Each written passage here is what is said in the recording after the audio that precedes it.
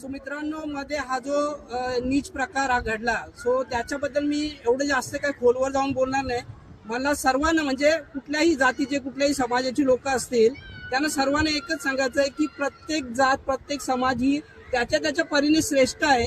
तुम्ही प्रत्येक जातीचा प्रत्येक समाजाचा तुम्ही सन्मान करायला पाहिजे.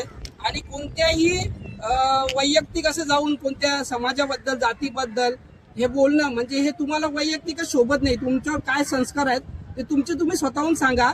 याच्या पुढे कधीच असं करू नका. मग त्याच्यामध्ये कोणतीही जात असो, आपल्या भारतामध्ये आपण सर्व धर्म समभाव हे मानतो, तर तुम्हाला समजायला पाहिजे.